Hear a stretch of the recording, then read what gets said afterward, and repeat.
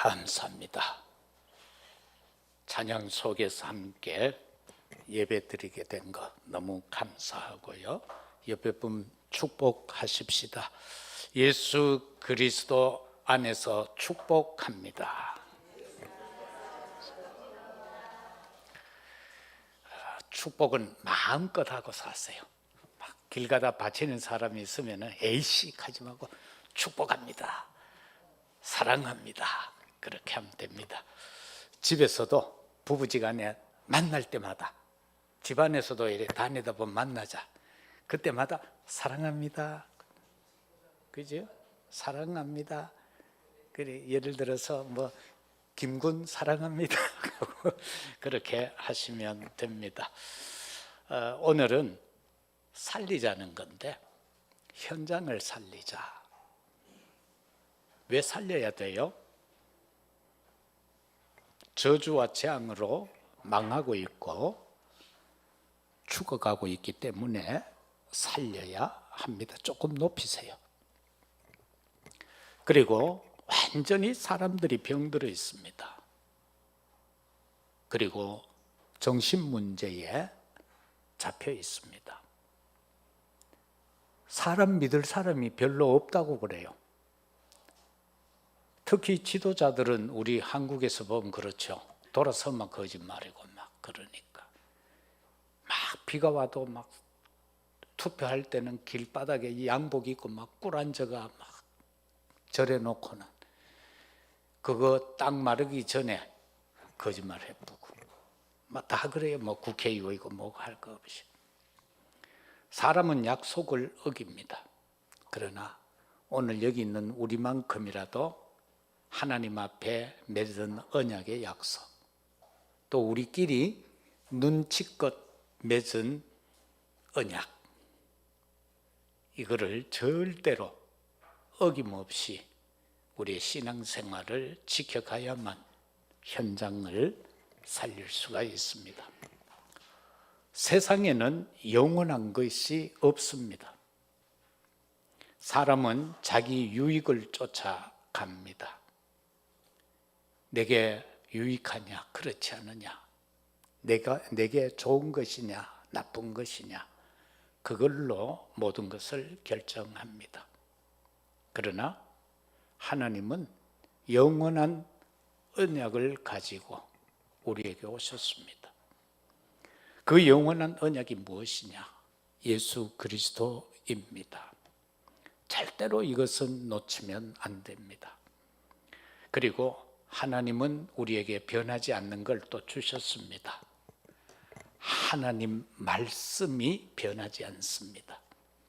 마태복음 5장 17절에서 18절 말씀에 보면은 율법을 폐하러 온 것이 아니고 나는 그 율법을 완성하기 위해서 왔다.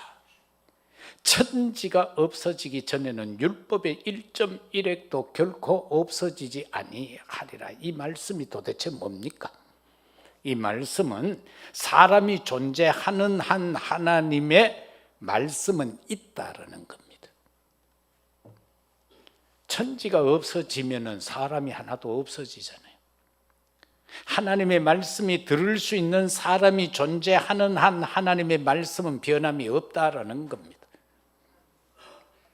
그러면은 예수 그리스도 우리 수없이 말씀을 나누잖아요. 내하고 나이가 비슷한 어느 집사님이 이번 주간 내가 만났어요.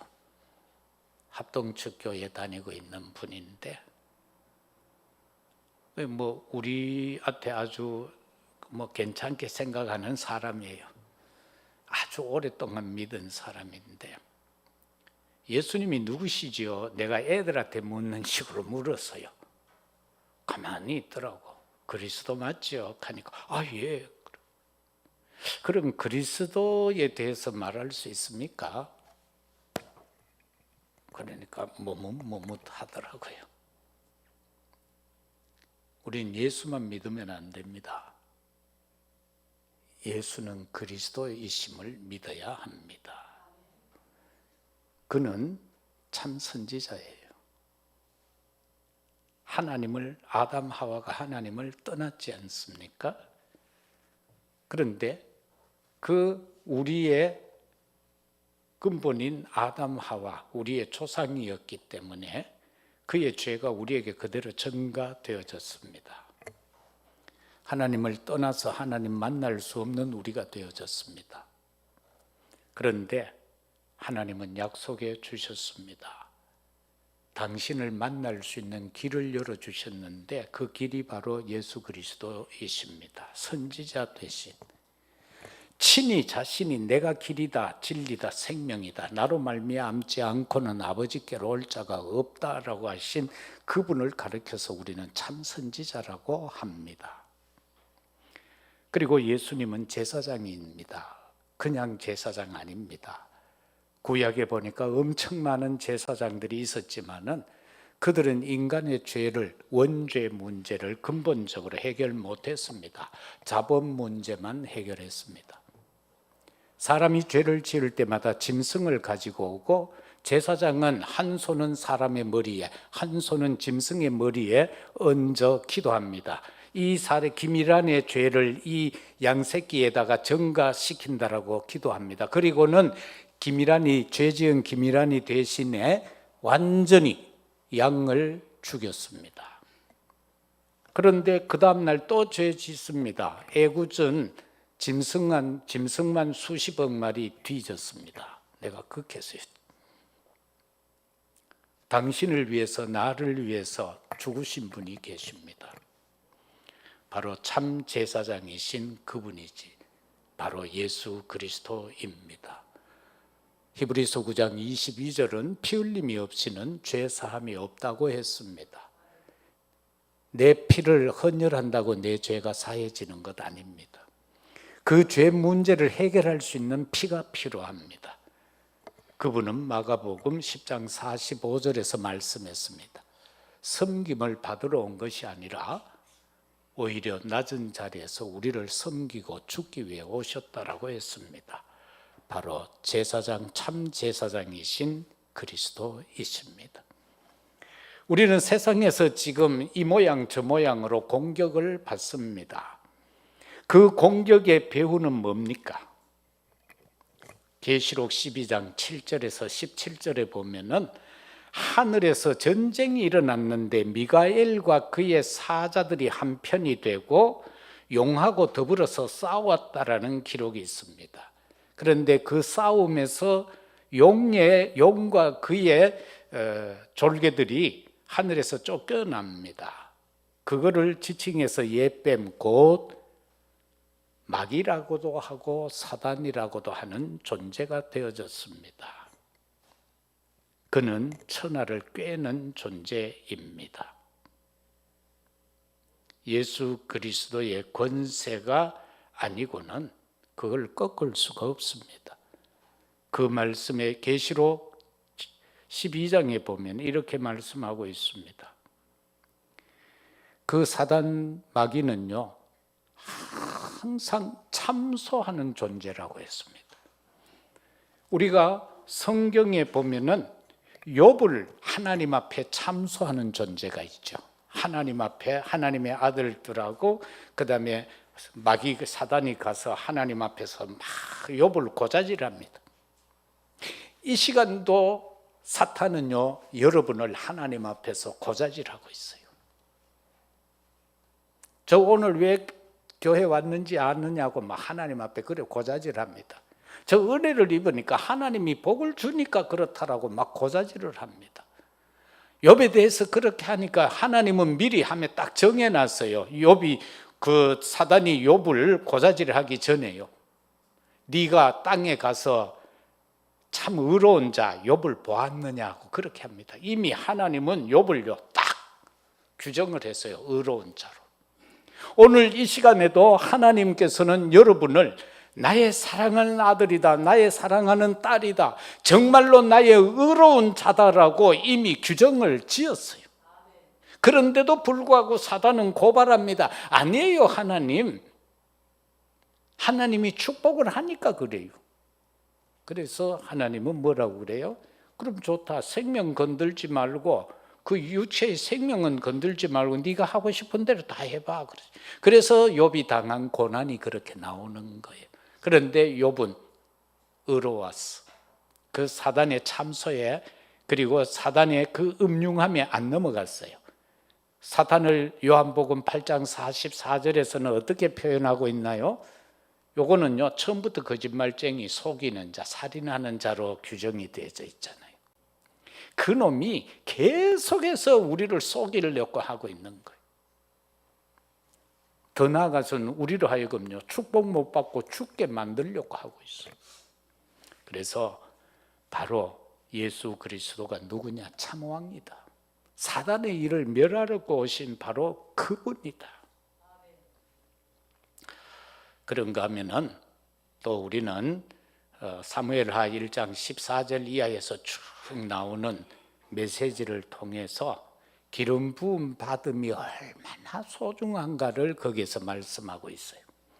사무엘상 마지막 장과 사무엘하 1장에서는 사울왕이 블레셋과 전투하다가 죽는 장면이 나옵니다. 그런데 그 말미에 보면은 패해서 이제 도망가다가 야, 나 저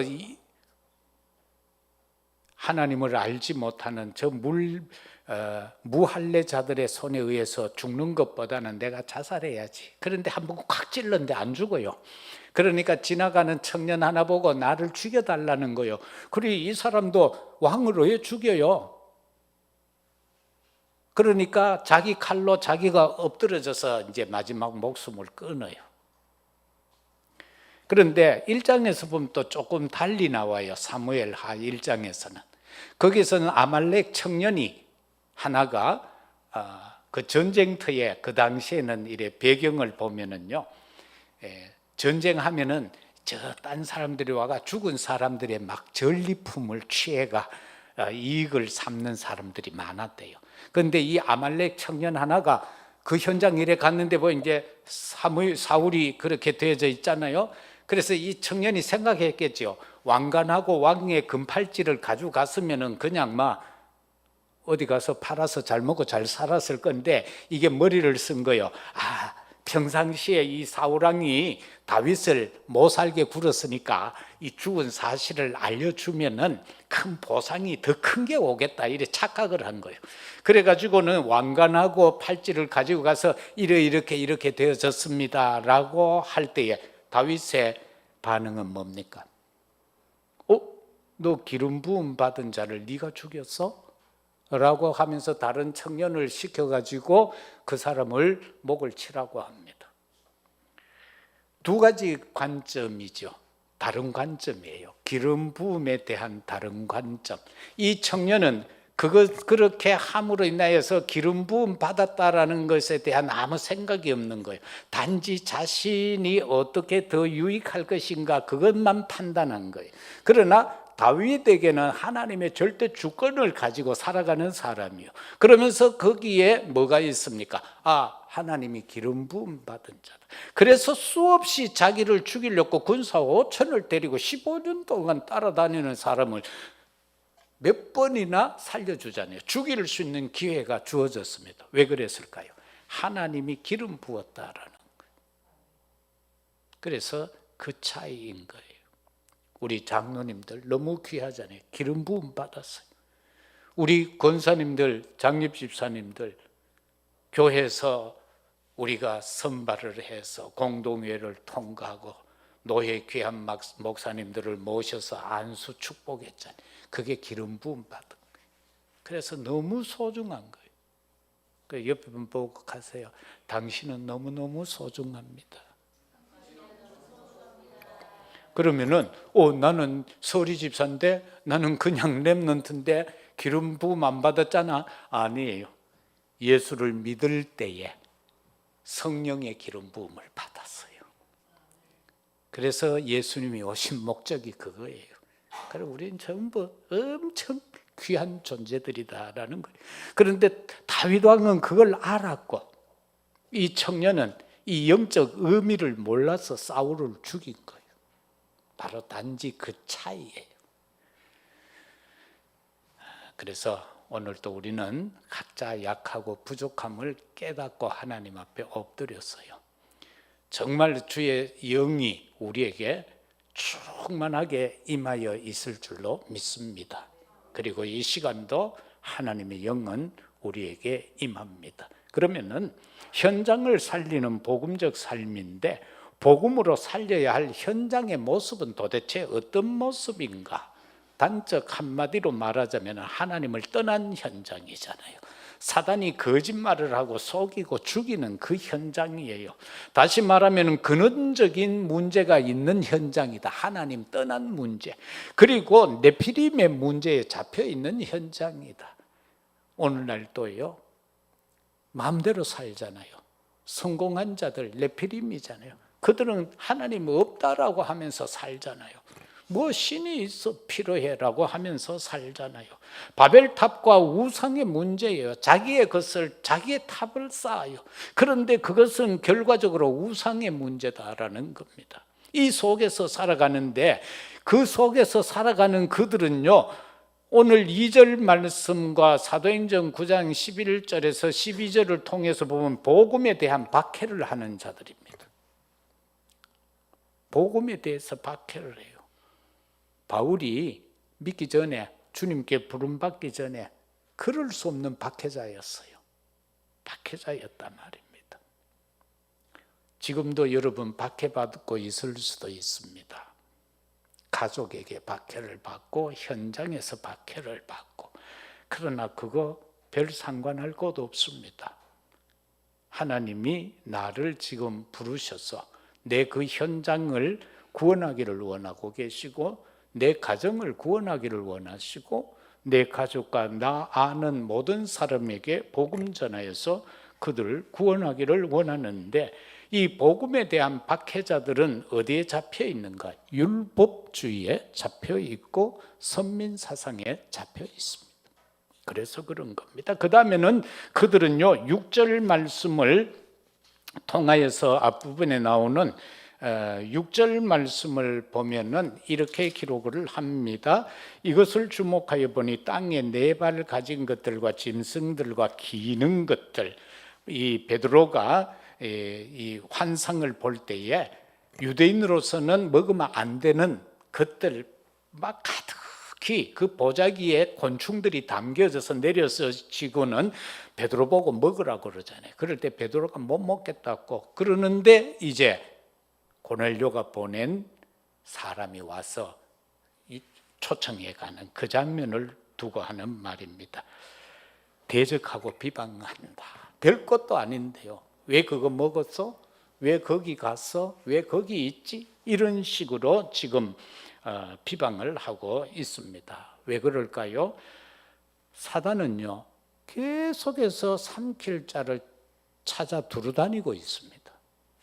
어떻게 보면 내가 어디 가려고 생각하면요, 사단은 먼저 거기 가서 기다리고 있습니다. 어디 보면 내가 앉을 자리에 먼저 가서 기다리고 있습니다. 그래서 그 현장에서 나로 하여금 실패하게 만드는 겁니다. 아까 말씀드렸던 계시록 12장 7절에서 9절 말씀처럼 이것은요, 하나님의 사자들과 지금 마귀의 사자들이 지금 싸우고 있는 장면 아닙니까? 이렇게 계속해서 비방하고 있습니다. 그 다음에는 물질적 손해에 대한 반응에 아주 민감합니다. 사도행전 19장 23절에서 29절에 보면은 에베소 지역에서 일어났던 대소동이 일어납니다. 바울이 거기에 갔을 때 동안 복음을 전하게 될 때에 에베소에는 어떤 게 있었습니까? 아데미 신을 섬겼고, 그 아데미 신상을, 우상을 만들어서 판매하는 업이 왕성하였던 그런 도시였습니다. 그런데 복음이 전파되니까 거기에서 모든 사람이 예수를 믿게 되어버렸어요. 그러니까 이 우상을 만들어 파는 그 업, 그 기술자들이 지금 삶이 완전히 무너지게 되죠. 수입이 완전히 끊어지게 됐다. 그래서 소동이 일어났다. 저와 여러분은 어때요? 삶을 살 때에 때로는 막 필요한데 없을 때가 있잖아요. 필요한데 없을 때. 그때 참 민감해지지요. 뭐지? 내가 예수를 조상 대대로 믿어왔는데 왜 이렇게 돈이 없지? 왜 응답이 안 되지? 이럴 때가 있겠죠. 이번에 사모 이 치료를 받을 때에도 내가 목사님들하고 그런 이야기를 나눴어요. 자, 목사님들, 자, 돈 있으면 살겠더라고 그랬어요.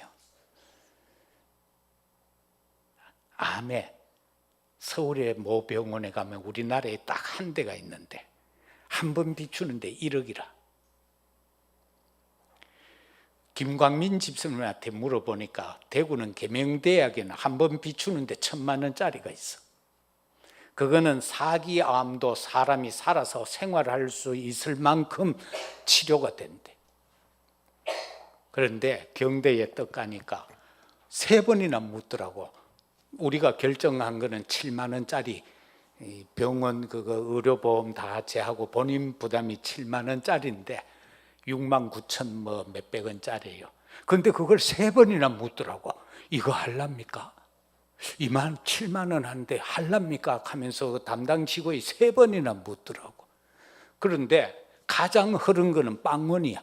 의료보험에서 다 대주는 거라.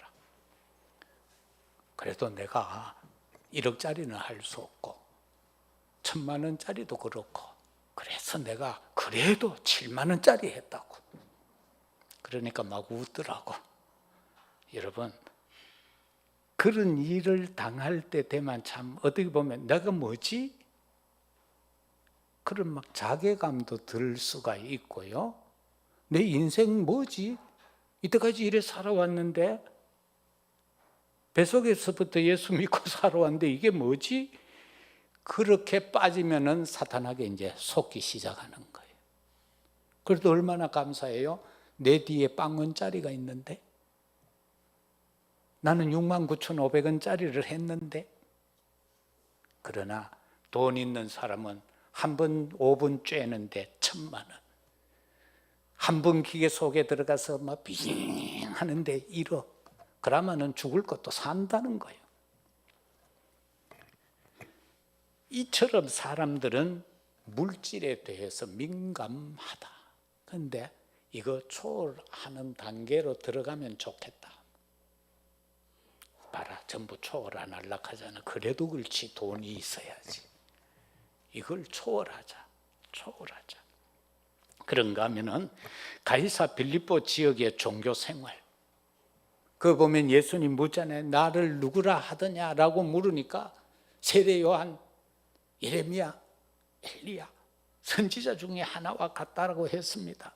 그 말은 뭐예요? 그들의 중심 사상이 율법적이요, 신비주의적이요, 박애주의적이요, 사회개혁주의적이었다는 겁니다. 말씀하고는 상관이 없었다는 겁니다. 하나님의 말씀이 저와 여러분에게 있어서 최고의 권위가 되어져야 돼요. 그런데 모 종교단체는 하나님의 말씀이 최고 권위가 아니고 말씀 위에 교회가 있다라고 하는 단체가 있죠. 말씀 위에 해석권이 교회에 있다는 거예요. 그 양반이 바로 교황이라는 양반인데, 참 보면은 인간은 이래요. 어떻게 해서든 하나님하고 덜 관계 짓고 살려고 하는 거예요. 그러나 저와 여러분은요, 진짜 완전 100% 하나님과 관계를 짓고 살아야 돼요. 내가 슬퍼도 괴로워도, 내가 참으로 고난 가운데 죽을 상황에 처했다 할지라도 하나님과의 관계는 끊지 말아야 됩니다. 사단의 미혹, 유혹에 넘어가지 말아야 됩니다. 두 번째는 현장 살리는 복음 가진 전도자의 삶인데, 자신의 뜻과 계획이 아닌 하나님의 뜻과 계획으로 살으라. 역대상 22장 6절에서 16절까지 나오는 말씀은 보면은 솔로몬에게 성전 건축을 다윗이 부탁하고 있어요. 다윗은 성전 건축을 하려고요, 못 하나까지 준비 다 한 사람이었어요. 그래서 성전을 지으려고 하는데 음성이 들려오잖아요. 그래서 아들에게 성전 건축 네가 대신하라는 겁니다. 뭐라고 합니까? 내가 이렇게 하려고 그러는데 하늘에서 내게 음성이 들려왔다. 성전을 건축할 마음이 있었으나 여호와께서 말씀했다. 네 손에는 피를 심히 많이 흘렀고 너는 크게 전쟁을 했다. 그래서 피를 너무 많이 흘렸다. 피 묻은 네 손으로는 성전 건축 못한다. 내 이름을 위하여 너는 성전 건축을 못한다. 솔로몬에게 맡기라는 겁니다. 왜 우리가 후대라고 합니까? 왜 렘넌트라고 합니까? 저 렘넌트들은 나보다 덜 오염됐어요. 어른보다 덜 오염됐어요. 피를 덜 뭉쳤어요. 그래서 이 시대에 다음 세대를 맡을 사람이 바로 렘넌트라는 겁니다. 이스라엘 백성들이 7 재앙 속에서 그때마다 한 사람 두 사람의 렘넌트를 세워가지고 그 시대를 이겨갔어요. 애굽에서 노예에서 해방이 되는 것, 포로 생활에서 70년 만에 되돌아오는 것, 그게 다 렘넌트를 통하여 일어났다. 우리 후대들을 통하여 일어났다. 그 일에 쓰임받는 것이 내 아들이요 내 딸이라면은 얼마나 땡큐요? 덜 땡큐요? 오늘 와 우리가 지극히 잠잠하노. 지극히. 성경 말씀에 보면 있기는 있어요. 잠잠할지어다. 특히 여자들이요 잠잠할지어다. 성경에 있어. 난 성경 안 읽는 줄 알았더니 다 읽고 계시네. 여러분, 우리 후대가 내가 생각도 못했는데 내 자녀가요 세상을 변화시키는 위대한 하나님의 택한 그릇일 수가 있습니다. 믿습니까? 꼭 믿습니까? 라고 질문을 던져야 아멘 하더라고. 어떻게 될 줄 몰라요, 우리 자녀들이. 근데 우리는 자꾸요 내 수준 가지고 내 자녀 보잖아. 아유, 내가 이러니까 뭐 내가 기도 안 하는데 아한테 기도해라 칼락하이 부끄시럽고 미안스럽고 막 해가지고 기도라는 말도 못 꺼내잖아. 그래서 제발 우리 내 수준으로 내 자녀를 평가하지 마라. 왜? 하나님의 자녀잖아. 우린 이번 달이 무슨 달? 세상 사람들이 만들어 놓은 무슨 달? 가정의 달. 성경에는 없지만은 세상에서는 가정의 달이라고 그래요. 밑에 꽃집에도 보니까요 막 그 절기에 따라서 막 밖에 붙여놨더만 어린이날 하면서 꽃 막 만들고 어버이날 하면 꽃 막 만들고 그 다음에는 스승의 날 하면서 막 화분 막 만들어 놓고 주문 받습니다 해놓고 또 마지막에 붙은 게 뭔지 알아요? 부부의 날. 5월 달에 또 부부의 날이 있는 모양이래. 그래 보면 밑에 문구 써놨어요. 미리 주문하라고. 여러분, 그런데 그것도 문제가 아니요. 가장 귀중한 거는요, 성경대로 자녀는 주 안에서 부모를 공경하고 부모는 주 안에서 자녀에게 훈계하며 되는 거예요. 그거 이상 그 이하도 없습니다. 우리 자녀들이 꽃다발을 보내왔어요. 요즘은 그래 오더만. 근데 그 꽃다발요, 그 화병에 꼽아놨는데 일주일도 안 가더라고. 일주일도 안 가더라고. 그래서 저와 여러분에게 있어서 중요한 게 뭐냐? 첫째, 성령 충만을 체험해라. 그것만 남는 거예요. 성령 충만. 그래서 그거는 어떤 역사가 일어나는가? 바로 기도 24 속에서 성령 충만이 되고요. 정확한 인도받을 수 있는 게 성령 충만밖에 없어요. 우리는 그렇지 못하면 안 되는 거예요. 그 다음에는 하나님의 말씀에 붙잡혀 살아라. 그게 11장 5절의 말씀이에요. 이르되 내가 요바시내 기도할 때 황홀한 중에 환상을 보니 큰 보자기 같은 것이 메어서 또 내려오잖아요. 그래, 그게 문제가 아니다. 정말 저와 여러분은요 하나님의 말씀에 붙잡혀 살아야 돼요. 그거 안 되면은 실패할 수밖에 없는 거예요. 더불어서 또 귀중한 거는요, 이게 바로 뭡니까? 말씀 24잖아요. 저와 여러분에게 있어서 최고의 권위, 아까도 이야기했지만 하나님의 말씀이 최고 권위가 되어져야 돼요. 목사가 앞에서 말하는 그 권위보다도, 뭐 대통령이 나와서 하는 말 그 권위보다도 우리는 하나님의 말씀의 권위를 믿고 따라가야 되는 거예요. 그래서 우리가 자꾸 그 젊으면서도 모든 학문을 깨달았던 칼빈을 우리가 존중하는 것은, 그는 말하기를 하나님의 말씀이 가면 나는 가고 하나님의 말씀이 멈추면 내 걸음은 멈춘다고 했어요. 말씀 중심으로 살았다는 거예요. 그래서 말씀이 각인되어져야 돼요. 딴 거 각인되면 안 돼요. 말씀이 각인되어져야 돼요. 그리고 예배 성공해야 돼요. 레위기 19장 17절 이하에서 보면은 예배 성공은 어떤 건가를 말씀해 주고 있는 건데요. 너는 내 형제를 마음으로 미워하지 말며 네 이웃을 견책하라. 그러면은 그에 대하여 죄를 담당하지 않을 것이다. 올바르게 말씀을 가지고 견책하라는 거예요. 그리고 원수를 갚지 말라고 했어요. 동포를 원망하지 말라고 했어요. 네 이웃 사랑하기를 네 자신과 같이 사랑하라. 네 이웃 사랑하기를 네 자신과 같이 사랑하라. 마태복음 5장 24절에서는 보면은 예배하러 갈 때 그 당시에 사람들은 예물을 들고 가잖아요. 그 예물을 들고 가다가 제단 앞에 두고 먼저 가서 형제와 화목하고 그 후에 와서 예물을 드려라. 우리가 예배 드리러 이래 오잖아요. 올 때 혹시 형제들이나 내 주변 사람들하고 다툰 것 있으면은 그걸 가슴에 품고 예배 드리지 말라는 거예요. 떨쳐버리고 예배를 드리라는 거예요.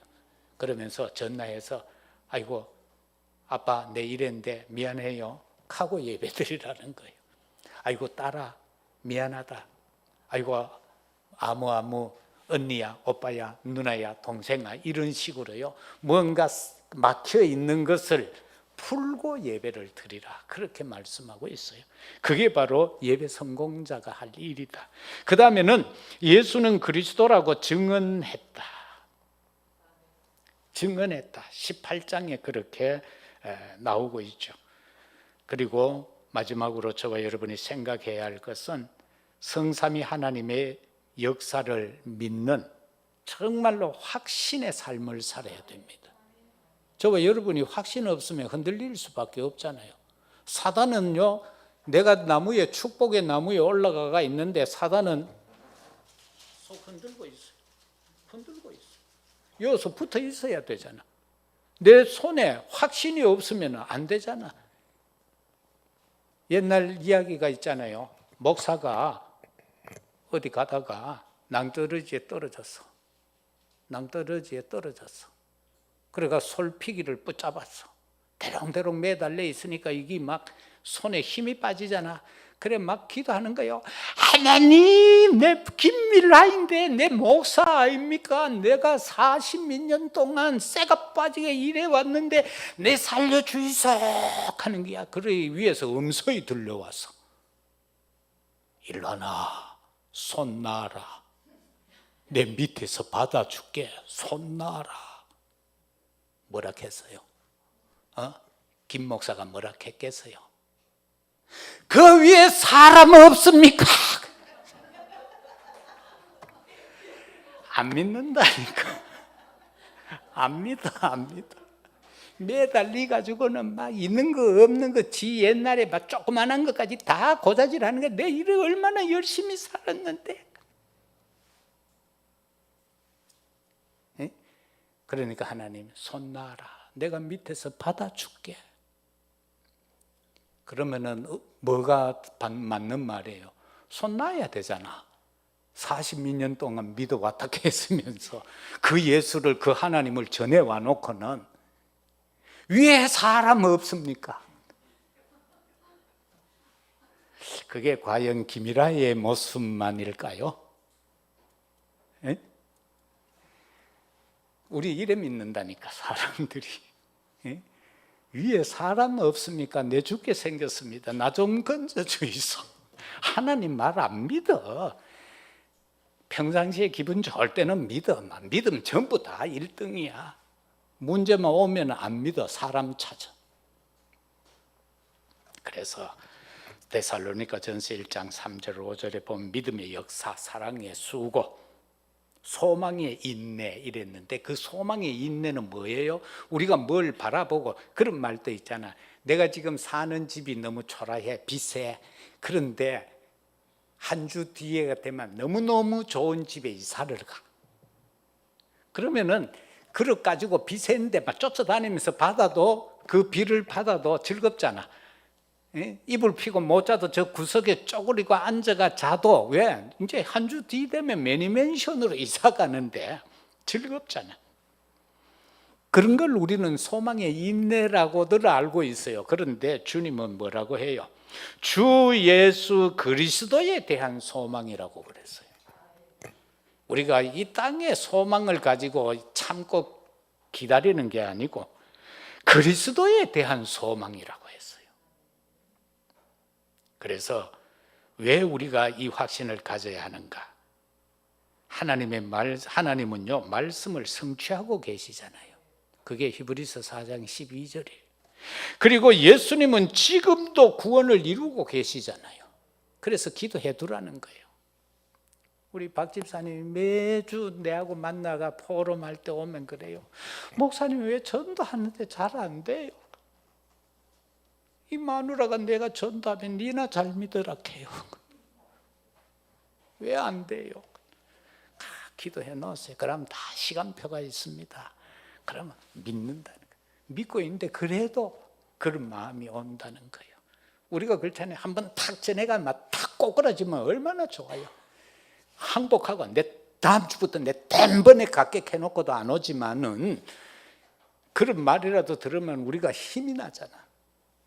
근데 한 생명이요, 사단이 그렇게 물고 늘어지고 있는데 그게 우리가 한번 실적 전했다고 되면 얼마나 좋겠어요. 그런데 끝까지 낙심 안 하고 기도하면 돼요. 왜? 주 예수를 믿으라. 그리하면 너와 네 집이 구원을 얻으리라. 우리가 잘 못 믿지만 할아버지 할머니가 믿어서 친손 외손 다 믿어요. 잘 믿든 못 믿든 간에 교회 적을 다 두고 있어요. 다 다니고 있다니까. 얼마나 감사한 일이에요. 그리고 성령께서 내조하시고 인도하시고 역사하시는 보혜사 성령이 지금도 나와 함께하고 계신다. 그 확신을 가져라. 그러면 역사는 일어난다. 말씀 맺겠습니다. 현장 살리는 복음적 삶을 가진 자에게 하나님은 어떻게 역사하는가? 보좌의 축복으로 역사합니다. 이건 최고 축복이에요. 하나님이 친히 보좌의 축복으로 역사합니다. 그리고 저와 여러분이 기도할 때마다 시공간 초월합니다. 나는 여기 있지만 내 자식은 딴 데 있지만 하나님께서 시공간 초월해서 내 기도를 들어주신다. 그리고 연약한 우리를 통해서 237 나라에 빛이 발하여지게 된다라는 이 언약 붙잡으시고 승리하는 우리 모두가 되시기를 예수 그리스도 이름으로 축복합니다. 아버지 하나님, 참으로 감사합니다. 우리가 살아가고 있는 이 현장은 악한 사단마귀가 장악하고 있습니다. 우리를 참소하고 있습니다. 참으로 어떻게 해서든지 우리를 넘어뜨리려고 하고 있습니다. 그 사단마귀를 주께서 완전하게 쫓아내셨다라고 했습니다. 아버지 하나님, 오늘의 이 현장을 구원받은 우리에게 명령하셨습니다. 오직 성령이 너에게 임하면 너희가 권능받고 예루살렘, 유다, 사마리아 땅끝까지 이르러 내 증인이 되리라고 말입니다. 증인되기를 소원합니다. 주님 함께 하시고 역사하옵소서. 그리하여 내 주변에 있는 모든 사람에게 복음 전하고 저들을 살려내는 축복을 누리게 하옵소서. 예수 그리스도 이름으로 기도드리옵나이다.